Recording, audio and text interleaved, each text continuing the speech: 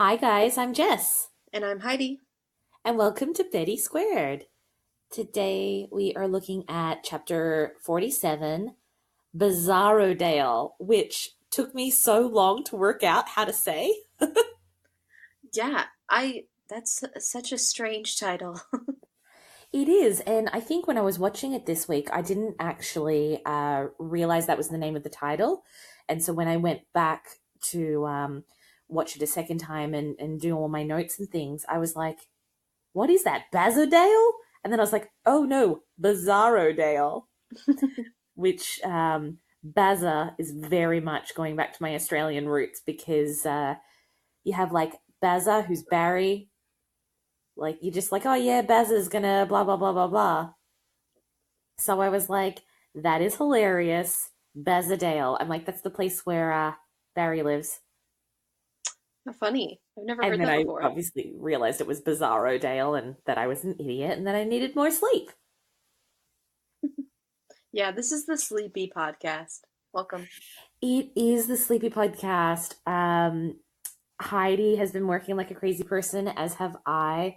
I've been very lucky. The tour for Hamilton, the musical, just came through Florida, and I was pulling crazy amounts of hours with them. I used to work for them in New York, and when I heard that the tour was coming, I reached out and said, "Hey, can I jump on board?" And boy, did they make me work. I had a great time, but I am so epically tired. Yeah, you're being very kind to say that I've been working a lot. That's very kind of you. I'm just tired because I stayed up late. But But you stayed up late because you had stuff to do, right? Like watching TV. yes, and definitely watching this episode of Riverdale was one of those things. Yeah, I did watch it again this morning just because, like I said, I've been so busy with Hamilton, I haven't even had a chance. I had actually forgotten I'd even watched this episode when it first aired, so I had a lot of catching up to do. So that was how I spent my morning, on very limited sleep, lots of coffee, buzzing from the show closing, and watching Riverdale. In general, I'm kind of like you this episode, from last episode when you said you weren't really sure how you felt about the episode. I Hmm. kind of feel the same way this week. I'm not sure I liked it, but I'm not sure I hated it, if that makes sense. Yeah, totally. So I'm curious to see, like, once we get talking and things like that, how I end up feeling at the end. Um, but there's something I'm dying to talk about, and literally I screamed my head off. But it's the very end of this episode. So should we go chronologically, or do you want to just jump right to the end? If that's what you are feeling passionate about, let's go to it. Girl, so passionate. Okay. So for anybody that was listening along last week, I made mention of how I thought Josie and Archie were going to hook up. And then Heidi, you and I discussed how much that would be so bad and like the wrong direction we wanted to see Josie go in because she deserves so much. And, Archie's very confused at the moment and he's going through some things. So, girl, did I or did I not call it? Yeah, no, when that was all happening, I was basically doing. I don't know if you watched The Office. Did you ever watch The Office? Yeah, the US one or the British one? Oh, the US one, sorry. Yeah, yeah, yeah. I watched the US one. So when when Michael Scott sees Toby and Toby comes back from being gone for a while and he's just like, "No, no, dear God, no." Like that Yeah, was me the whole time. me too. And I was like, I know last week it hinted towards a closeness, when she helped him get sober and looked after him and stuff. I was like, okay, this is nice. I hope they don't take advantage of it. And then this whole episode was just this like foreshadowing of what was to come. And when they started singing at the end and the light and, that very warm, very romantic kind of feel, I was like, oh shit, it's coming and I can't stop it. And I normally don't watch the advertisement for the next week, but I did happen to see what's coming next week. And it does not look like this Archie Josie thing is going to finish anytime soon. Ugh. It's like a car wreck. It It's like watching a is. car accident. I'm I'm not on board for it. And dare I say, with no disrespect to Archie, but I feel like Josie is too good for him. I'm pretty sure every woman he's been with is too good for him. He's a sweet boy. He is. He has Yeah. his heart in the right place. He wants to do right by his friends and his family, but he's going through that learning curve that a lot of teenagers go through at the moment, where they discover who they are and what they want, and bouncing from relationship to relationship and taking advantage of these very strong women um, through his insecurity. It really upsets me. I don't want to see it. I think the thing that we are most worried about and like hesitant about with the two of these people is that in all of his past relationships with Archie, like it's just like you said, like Archie's not a bad guy. Right. Archie's a good kid, deep down, and he did really nice things for Josie this episode and was really supportive of her. Right. But I think what we're worried about in general is that every relationship he's been in the past hasn't ended well. He's not a great communicator. He doesn't really like get what he needs across. With Val, he um that whole like relationship crashed and burned with Betty at the very beginning. He wasn't great at communicating and didn't like deal with that situation well. And then we saw it with Veronica too, even though they ended kind of amicably. He left her. He just left her out of nowhere. So I think what I'm worried about is that this is just not going to end well. And it would be nice if they changed it up because it's kind of getting old, that storyline of Archie is an idiot who doesn't know how to deal with stuff. Right. So it would be nice to see him handle this relationship well, and when it eventually ends, as they all do, um, not all like as in like all relationships in the world, but all in Riverdale or whatever. Yeah. They're Um, short-lived relationship. that he handles it well, and that him and Josie do it together, and we get to see a mature like breakup for once with I him. agree. I agree completely. The only issue I am having, and maybe this was initially why I didn't want to see a relationship with the two of them, is that I don't feel as, the two actors, as far as they go, I don't think there's much of a chemistry there. Yeah, no, there's not.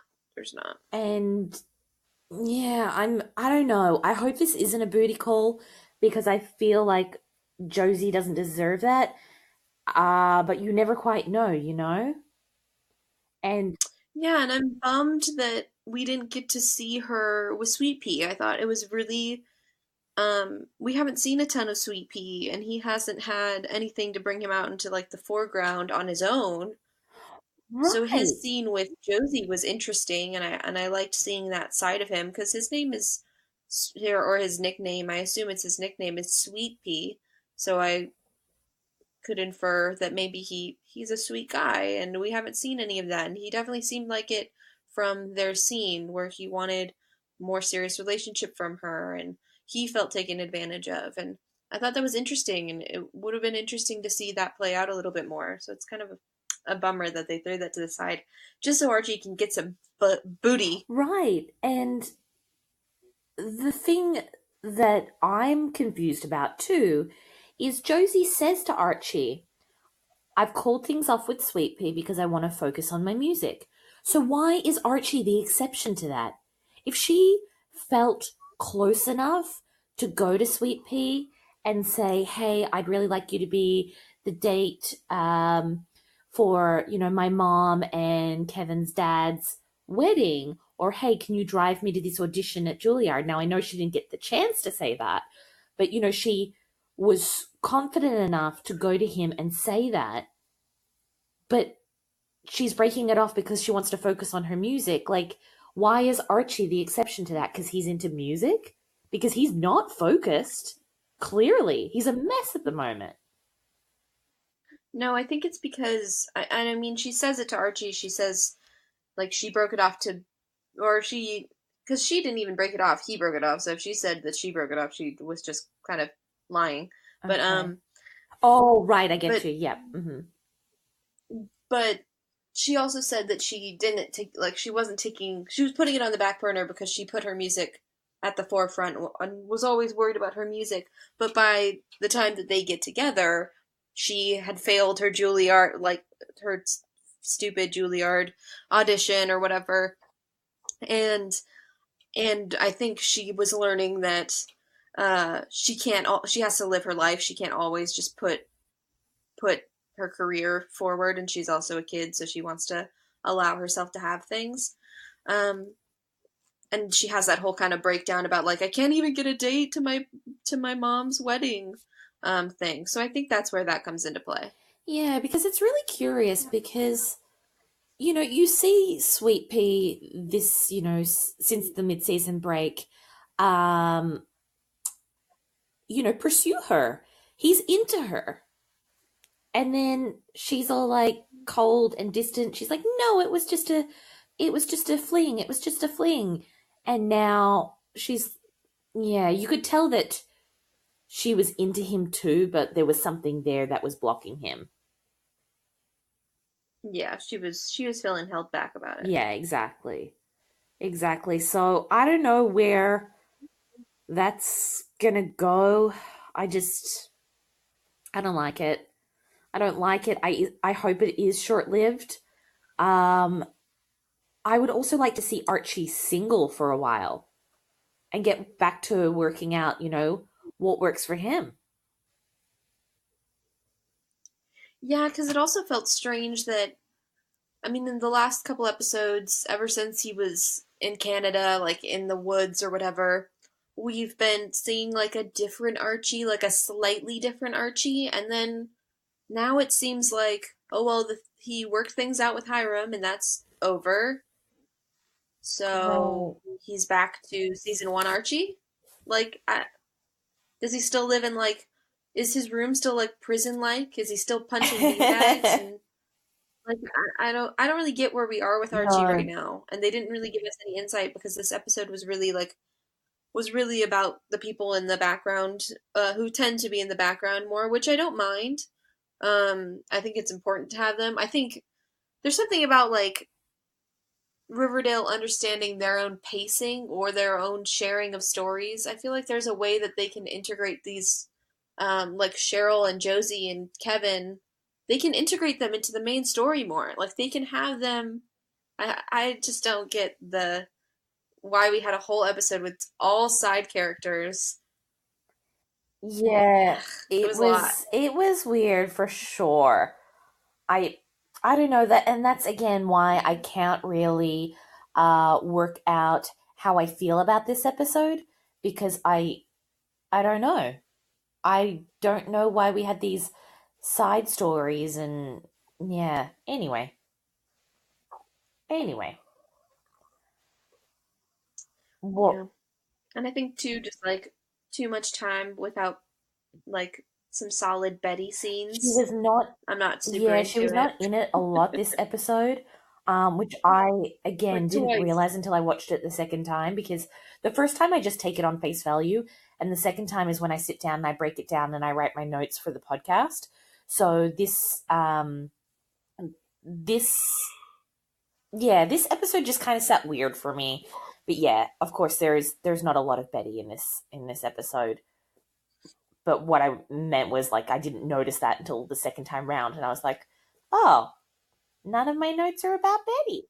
I noticed that pretty, like, immediately. I was like, because I could tell where they were going with it, that they were focusing on Josie, Cheryl, and Kevin. So I was like, okay, well, I guess this is what we're Yeah, getting this exactly. week. This is what it's gonna be.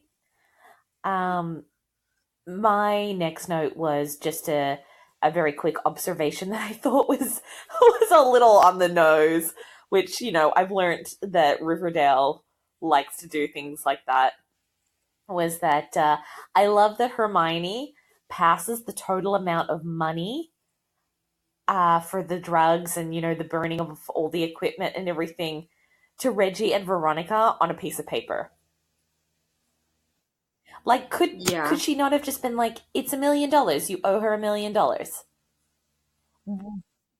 Yeah, it's that thing of they want to keep it ambiguous uh to the audience about like, ooh, what is a lot of money? Like what's a lot of money for these people?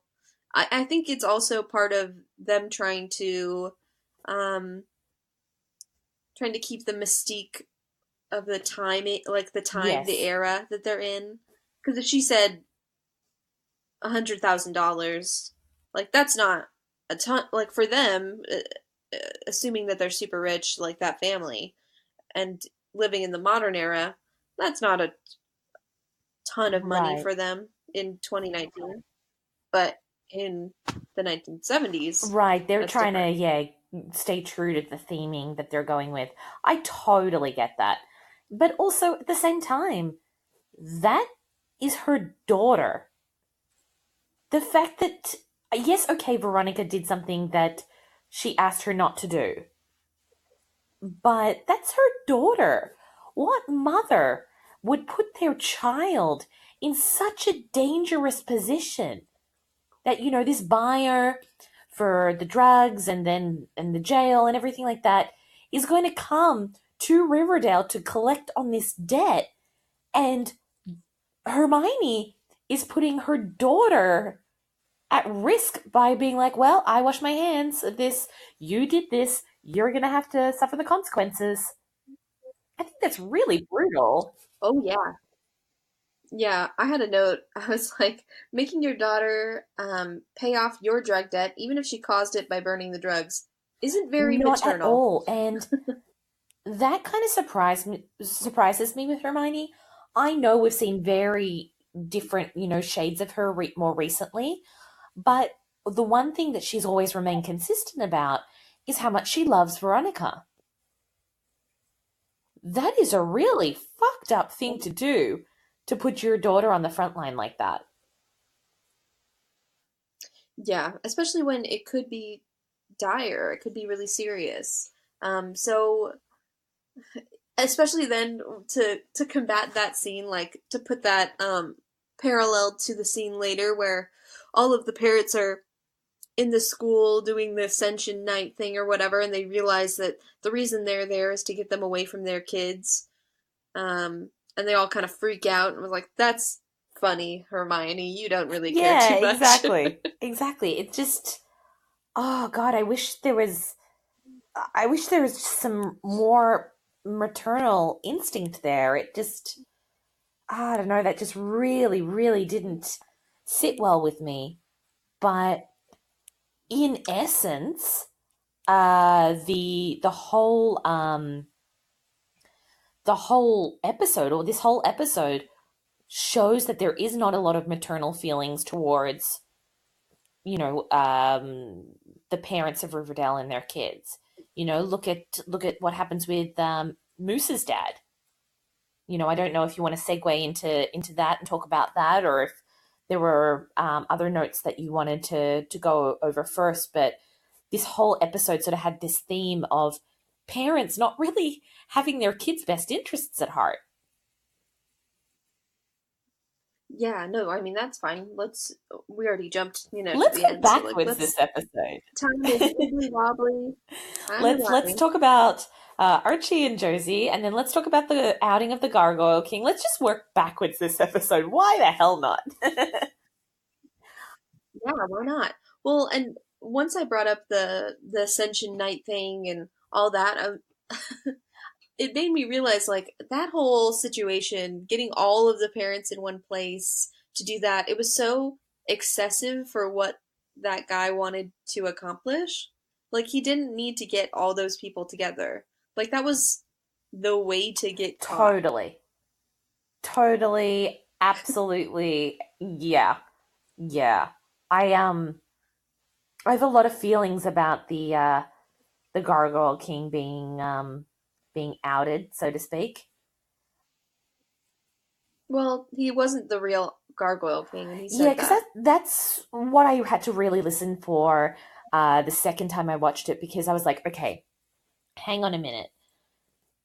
He was the one that was at the school that poisoned the chalices. No, wait, he's the Gargoyle King now. No, wait, I'm confused. So they did 100% say, or he said, right, that he was not the OG. Yeah, yeah. He said that he knew about it since he was a kid because he was in the Sisters of Quiet Mercy, and he knew that Tom and them had played. So that he knew exactly who played is like ridiculous, like Yeah, exactly who to reach out to. I don't know. Um, but he knew that Tom had played, and that was it, and that he was doing it now to get some yeah, use or whatever. it was weird because the first time I watched it, I was like, no, I was like, absolutely not. That guy is not the Gargoyle King. Don't you dare try and like make it that it was him. I was like, that is a bullshit fucking Pretty Little Liars excuse. If you watch the finale of Pretty Little Yeah. Liars, that was bullshit. Oh I'm yeah. not going to No, get no, into I it did. in case anybody is watching it. It was a great TV show. I fucking loved it. I read all the books, but I was so disappointed with how it finished and how bad like the acting was and everything. So this I'm really glad it wasn't that the same case here with this episode because I was like we've never seen Major Mason, maybe like one other episode in this episode, and now he's the original Gargoyle King. I'm like, no, that doesn't work with me. So I'm glad that we're still yet to find that out. No, I think what we're seeing now, and I think FP kind of talked about it with Jughead when they got to their trailer. Um, I think what we're seeing now with the Gargoyle King imposters is that people are using it as a means to an end. Like the different people in the town are now pulling up this mantle to get the things they want and things like that. And I think that this storyline is foreshadowing that we're going to be seeing more people abuse. I mean, not really abuse because it's not really a good thing that you can abuse, but are going to take up the mantle of the Gargoyle King more and more to do shitty stuff around the town. So I think that's kind of what we're gonna see. Totally. I am very curious to see uh who it is. I mean, I'm so confused at this point of which one, like, of who we've caught and who we haven't caught. Right, exactly. And now that like Gladys Jones is back and stuff like that, it just throws another spanner in the works or another wrench in the works as you guys call them. Yeah, yeah. Gladys being there totally threw me Me off. too. Like, I was so thrown when she got Me out of that too. car. I do have a theory. Okay, go ahead. My theory, remember maybe it was last week or the week before, I talked about how they might try and redeem Hiram. Yeah. I think Gladys is going to be the new big bad, and Hiram is going to be redeemed as a character. I think he'll still be shady as fuck, but I think It's gonna be like the that enemy yeah, he'll kind of take a that back I seat know. to all the other drama. Yeah, the devil I know versus the devil I don't kind of thing. Exactly. Exactly, but I was so taken aback when Gladys got out of that car. Yeah, I was really confused because I've been paying a lot of attention to when people are describing the people who, like, the person who bought the Sisters of Quiet Mercy, that ended up being the farm or whatever. So then when Right. Hermione was talking about who bought the prison, right? It's the person who bought Yes, the prison and the drugs. the prison and the drugs. Yeah. Um, she said that they were dangerously unhinged was the wording that she used to describe that person when she was Yeah. talking to them with her with Veronica. So it was like, ooh, okay, those are some big, that's a pretty big statement to say about a person. Um, and of course, for me, I'm just connecting everything to the farm because I want everything to be about the farm, and I just want to get to the farm. Yeah, Um, me too. so I was like, ooh, like, is this how she's describing? What's his name? Edward? Ed something? The leader of the farm? Oh, um, um, um, um, um, um, um, um. Edgar. not Edward. Edgar, yeah. Edgar. I was like, ooh, is that how we're describing? But if that's how she's describing Gladys, I mean, I'm sure that all of these parents grew up together, I guess, and like all have backstory together. Um, so maybe she does know Gladys in a certain way, or is biased against her because of something that happened when they were kids or whatever. But that she would describe Gladys as dangerously unhinged is really interesting. Yeah, I agree. And I also think it's like, I don't know, it's Gladys doesn't seem like she's that unhinged. Like, she's tough, sure, but like, I wouldn't be scared of her. She's up to something for sure. Oh yeah, they're up to something. And what confuses me is that back in season one, um, we are led to believe, as far as I remember, that Gladys and Jellybean leave because of FP's drinking and because of Yes. he's in a gang and things like that. So Yeah. that so that Gladys comes back and is more, I mean, more bad than FP ever was, other than the one time the FP hit a murder, but that's really wasn't that bad. And okay, he shot a guy once, but like the guy deserved it, so whatever. FP in general is really not that bad of a dude, so that they left because of that, and then are worse and are planning worse stuff is very strange. It is very strange. It is incredibly strange, and I don't know where we're going with this. Like, I feel like this season, the CW do think out their seasons and do pre plan and everything like that. But I feel like everybody just smoked a whole bunch of crack this season and we're like, let's do this. No, wait, let's throw this in. No, wait, let's throw this in. Like, I have no fucking idea where we're going with this season, what the outcome is going to be. Like you keep saying, we still haven't seen the farm, although I do think we're getting some farm next episode. But I just don't know what the hell's going on. I'm so thrown, and it's not thrown as in like, there's so much mystery surrounding the Gargoyle King and who that person is, and it's I'm confused because shit's just coming from everywhere and all these little sub stories, and it doesn't feel like this season has much direction.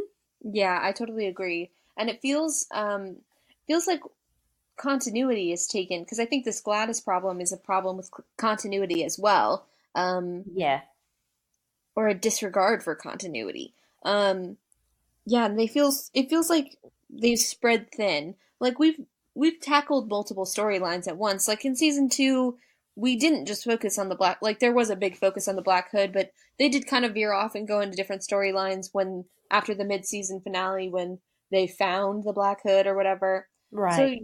it's not impossible to go into different storylines. But all I can think of is season one, where they needed just to figure out who murdered Jason. And like, yeah, Right. there was side storylines with Archie was having an affair with his teacher or whatever, and romances and things like that, and Polly not knowing where she was or whatever. But the main focus was always there that the big mystery was who murdered Jason Blossom. And we don't really have that this season. There's no like, because you could say that one of the big questions is what the hell is going on this farm, but it really only seems like Betty cares. So that's not really it, or that's my big concern. But um, and then there's who's the Gargoyle King, and then there's what are the lodges doing? What's their plan? What are they doing now that their plan seems to have gone out the window? What now? It's what is Gladys doing here? What does she have to do Yeah. with any of this? Does she have to do with the farm as well, or are they totally not connected? And is it all just coincidental? It's so confusing. I do have one theory about Gladys. Hmm. And this could be completely fucking off because you know me, I'm not great at guessing like the whodunits and things like that. So I came to this conclusion because I was watching FP's reaction when Gladys and Jellybean turn up at the trailer park. He's happy to see Jellybean. He's not happy to see Gladys. And it's very hard for them to like keep eye contact and stuff. Well, more so him than her. But there's no chemistry there at all. I don't believe these two people were once in love and had two kids. That's kind of a side thing. That's just me and just not feeling it between the two of them, which either works for the show or it works against it. I don't know. But how did Gladys and FP meet? Was Gladys at Riverdale High? Did she know about all this griffins and gargoyles and things like that? Because if so, what if she is the original Gargoyle King and she's come back to bring this whole story full circle? I mean, it's possible. They really haven't said how she met FP. We don't really know. Maybe she was a serpent. I'm not sure. But that's what I mean. It leaves a hole in the story that if they decide to make her the Gargoyle King, it would work. It would fit. Yeah, it would work. It wouldn't be the most satisfying. No. But it would work. Yeah. I don't know. I just need some answers. This episode just confused me even more. But anyway. Yeah, it's like we started getting somewhere and then this, and not in a way that's like exciting or like, I can't wait to see it's just like, why are you throwing this out? Like this episode felt like a filler episode to me. Yeah, me too. It's kind of like, hey, we haven't seen some of these other characters for a while. Let's bring them in a little bit and add some subtext to their backstories and things. Yeah, which is a bummer because like I said, and I've said before, I like all of the characters that this episode was focusing on, and I would like there to be more focus on them, but putting them in an episode like this all on their own with a storyline that kind of has to do with the main plot of the show, not really. We don't really know what the main plot of the show is right now anyway, so like what's going on? And makes it makes it all feel inconsequential, and giving me a filler episode with side characters who I do want to see backstory on doesn't fulfill that itch. Right. So you're left kind of like, yeah. Yeah. And yeah, it's a bummer. I don't know if you have realized, but Riverdale's on another mini hiatus. No, I didn't notice that. Yeah, it's actually not back until the 27th of February. So we're left on this kind of like weird, like what the fuck just happened? But then also, we won't find out for another couple of weeks. Bummer. Yeah, it's really frustrating. I mean, I know it's not their fault, but I feel like Riverdale, out of all the shows on the CW, get a lot of hiatuses. They do. I feel that too, and I don't know. They keep breaking it up. Why? It's weird. It's very strange. It is really weird. But anyway. One of my notes for just like finishing up thoughts on like Gladys and stuff like that was when we saw I don't know where the note is now, but I remember basically what it was. When FP and Jughead are in the trailer, and then we see Jellybean and her mom come out, and Jellybean runs to FP and is like, "I'm sorry," like, and just kind of like is all happy bubbly or whatever. I was like, I knew from that second. I was like, they're up to something. Oh, see, I was on board. I just take things, like I said, on face value. I'm very gullible. I believe everything. Well, there was just no reason for Jellybean to change her mind about FP. Like, he didn't do anything for her to change her perspective on him. If he had done something, like if she had seen him in his sheriff's outfit, or if there was something to give her reason to change her mind, then maybe I'd be like, oh yeah, that's sweet. I did think Gladys hugging, like they all looked sweet together, and I was like, it's nice to see them all together in this like familial kind of way. It's nice to see who the Joneses once were. But yeah, I didn't believe her for a second. No. Yeah. Yeah, it's real tricky.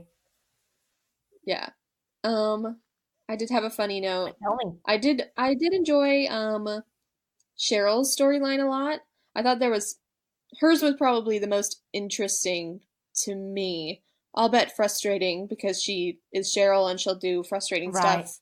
And her outing Moose didn't really feel in character, although she didn't fully out him, but still like that I know she's a baby gay, like she's a new gay, but I don't think she would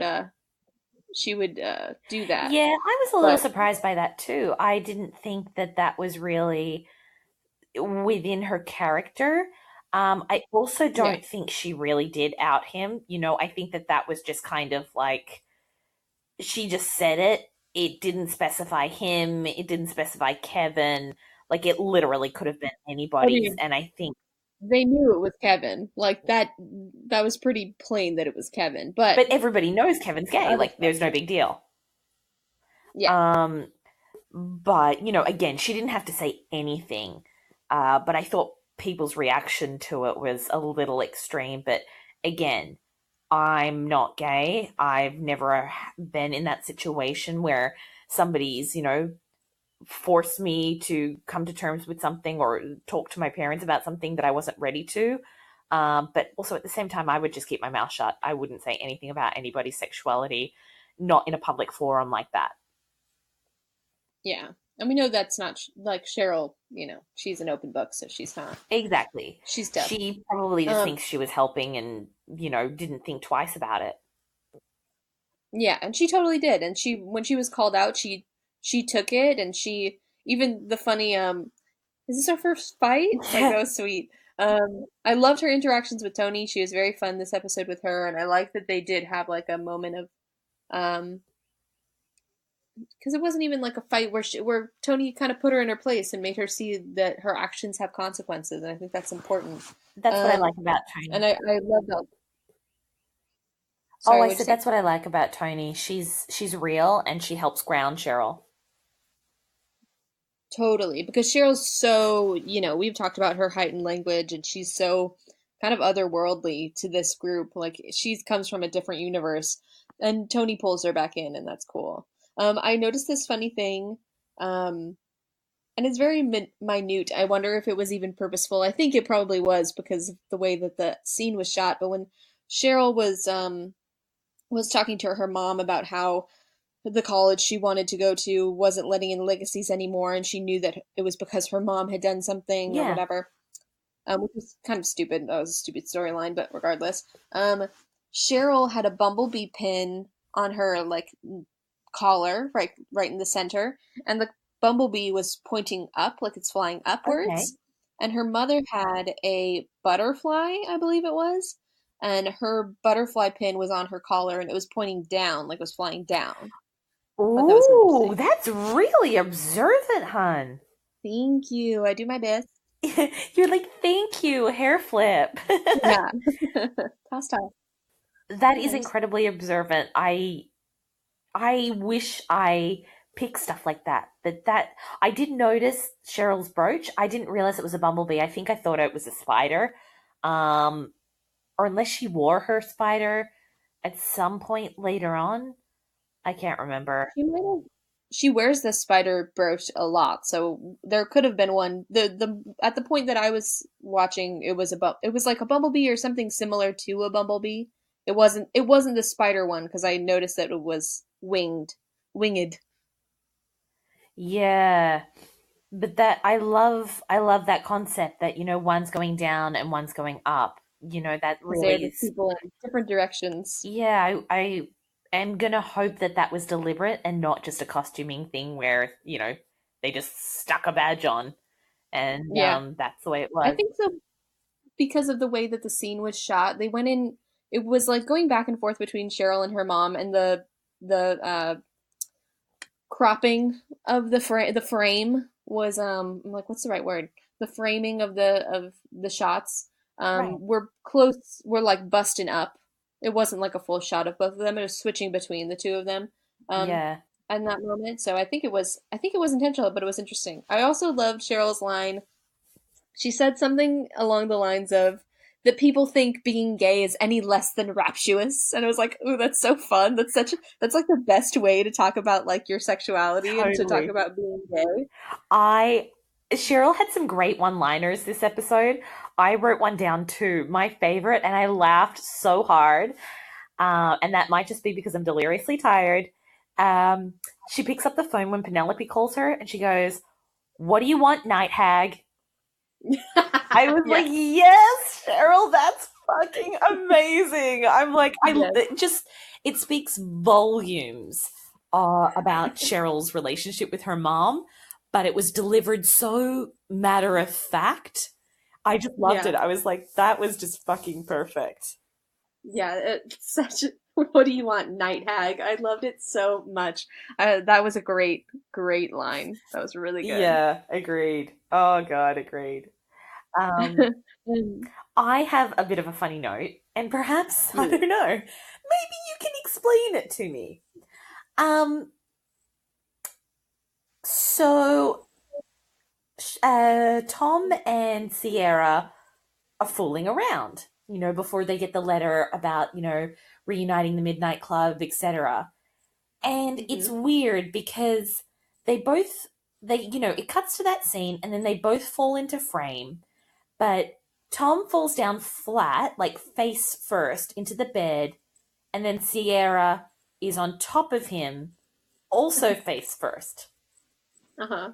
Now, I am not super knowledgeable about the ways of the world when it comes to, sexual relations and whatnot, but I'm pretty sure that doesn't work. And I'm also like, what were they doing that they would fall that way on the bed together?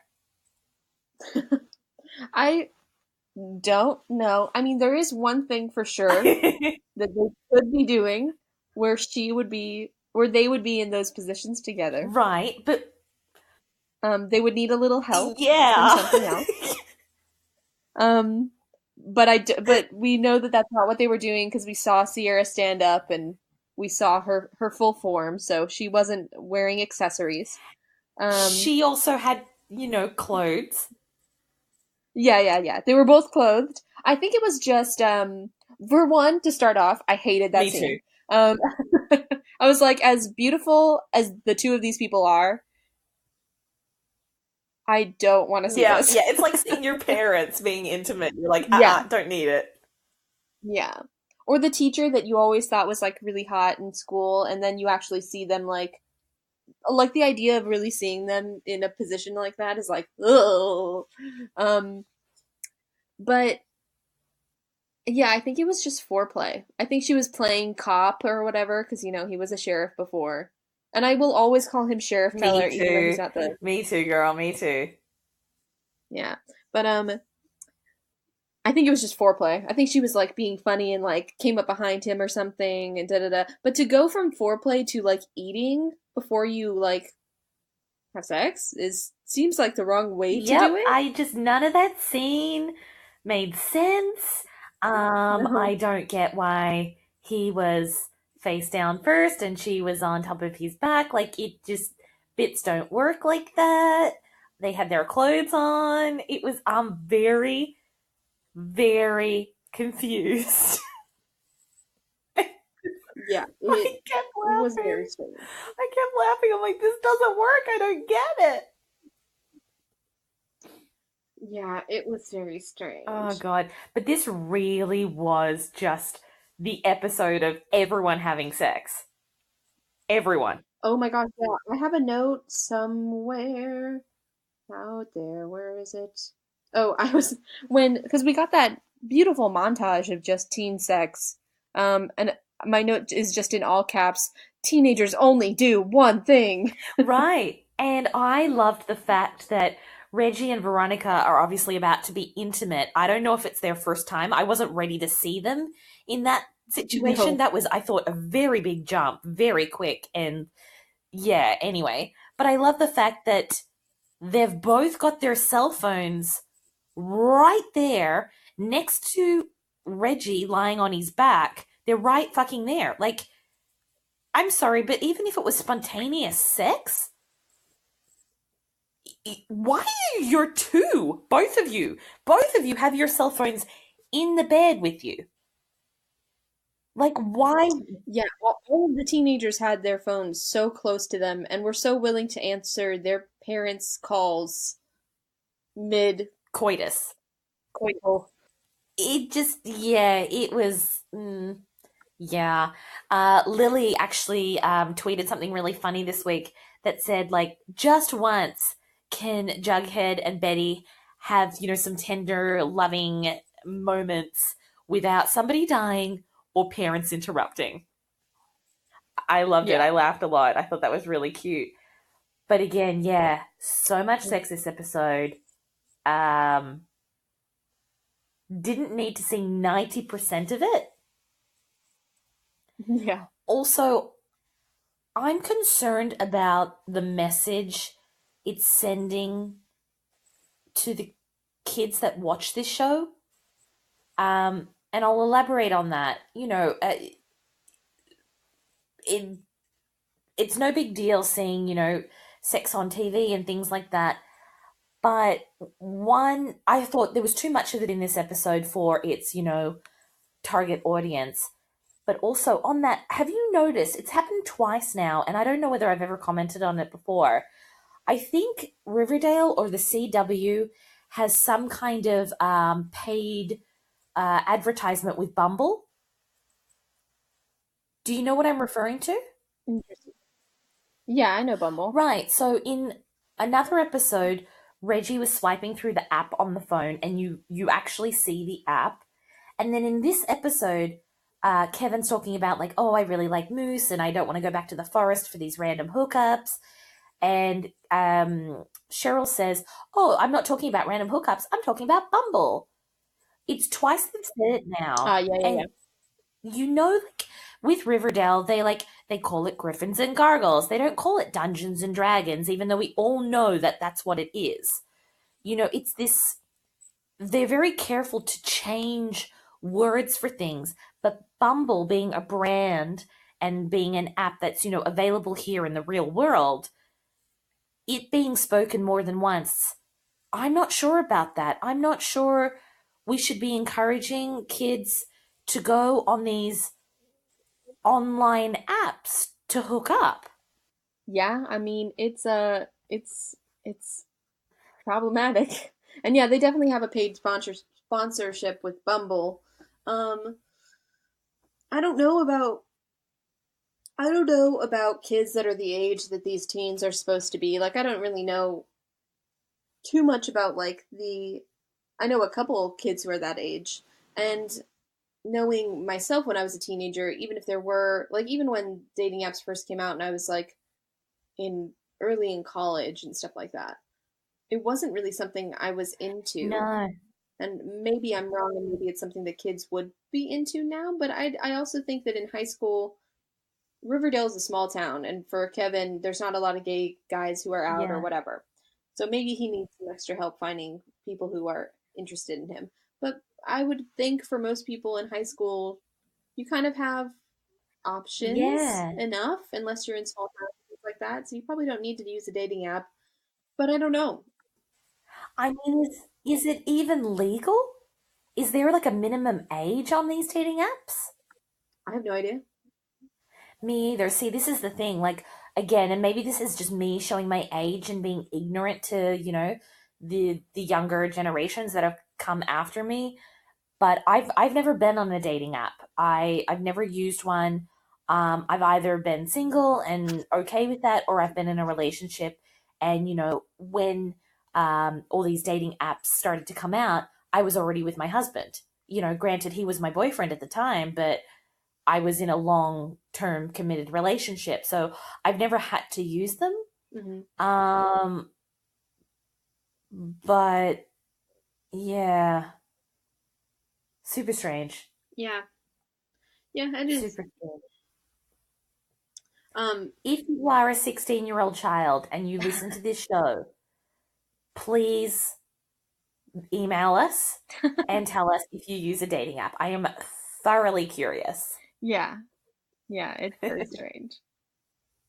Something that happened twice this episode and it was really weird and I don't think it was very well done was the like voice correction, the voiceover when like a line comes out weird or like there's sound issues and they have to uh the actor has to come back in and correct it.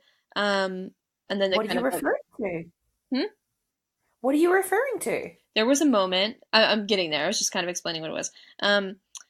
So when Tony is uh talking to Cheryl and she kind of is like, um you outed Moose or whatever. There's a line that she says something something something hoity toity and then continues with the line and it Okay. did not match what her lips were doing. Like and I have a pretty good ear because I love language and I love like voiceover and stuff like that. So I have a pretty good ear in shows when um like when you see when a character's talking and then it switches to their back and you can the voicing is just different enough, the quality is just different enough where they're not in the same place where they were before when they were saying those things. Do you know what I mean? um like you can tell that that came from a booth instead of in that room where they had previously said it. I have a pretty decent ear for that stuff. um so that line from Tone, just that like word did not match what her lips were doing. I was like, what the heck? Why would you keep it on her? Why would you not switch to Cheryl just in that moment, right before she's her lips don't match? It looked so weird.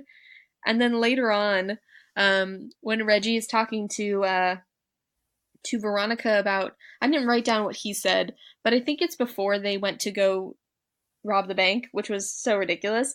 Um, Oh yeah, the worst. and they did switch to his back. Oh, he said something like, he got the idea for robbing his father, and then he said something like, "I'm so smart" or something like that. Um, and it switched to his back, and I was like, "Oh, he that was not what he said in that room at that moment in that scene. Like that was a voice correction. He voiced over it." Um, I did not pick it at all. You are really observant. I just really love that kind of stuff. I remember watching America's Next Top Model and like figuring out what Tyra said in the room at the moment, what they VO'd over later on, because it always her voice when she records is always a little different than like when she's in the room. Um, Right. she like puts on, "This is my recording voice." Um, so, but I thought that was really funny, and I was like, "Ooh, those were I've not before that I remember seeing them as bad as specifically the hoity-toity moment. Like, ooh, that was not good." Yeah, it's weird. I'm gonna have to just be more observant in the future or moving forward because I've never ever picked that. But having worked in the film industry myself, I know exactly what it's like when you have to go into the the recording booth and redub your lines. But yeah, I've never noticed it on Riverdale. I'm gonna have to just keep out an eye for it a little sharper.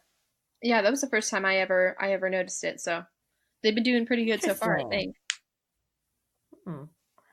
Well, I've only got a couple of notes left. I'll go through them kind of quick because they're just more observations rather than talking points. But it's interesting that you would bring up that the audio was weird because I had a good old laugh when Cheryl yanks that whip at the Maple Club.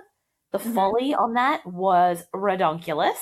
It was way too loud, and seeing how like little she yanked that whip, it would never have made a noise like that. Yeah, That is it. That's all I'll say on that. Um, and another one was Kevin when he's eating the candy, when he was brooding over like Moose and he's having a chat to Cheryl. The placement of yeah, that candy on the table was very random. It was yeah, really like, it was very laid out, and no yeah. one eats candy like that. Yeah, it wasn't like I was just digging through this pile of candy or whatever. It was, yeah, I noticed that too. I was like, this is weird. Yeah, it Very was staged.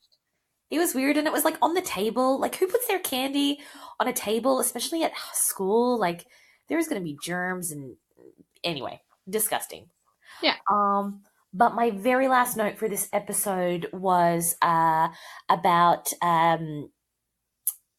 Tony's new girl group, or gang, or whatever you want to call it. I love that they're all like 1920s. I love that we have never ever seen these women. No, sorry, not 1920s, 1940s, beg your pardon. I love that we've never seen these women ever at Yeah. Riverdale or in the show or in any kind of context.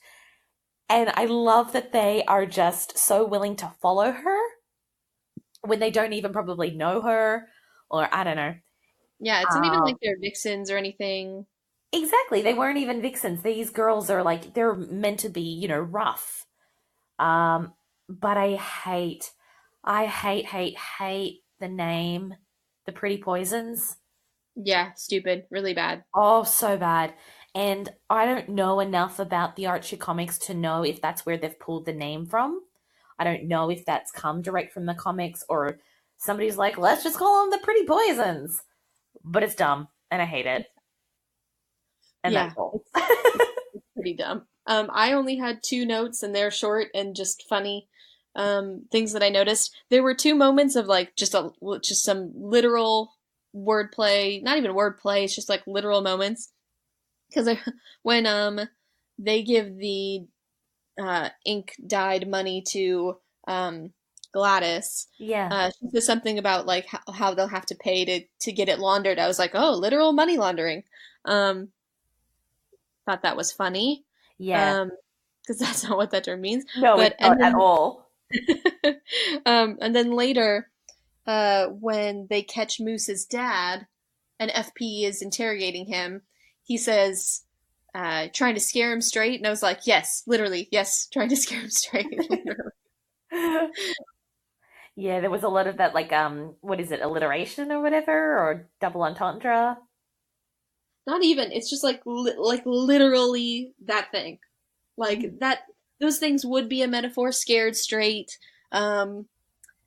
Money laundering. Like those are words, euphemisms for other things. But like literally those Euphemism, things. that was the word I was trying to, find. But yeah, no, it is. It's literally saying exactly what you mean.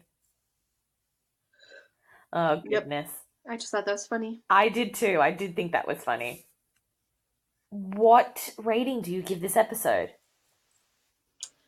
I think I would give it like a C.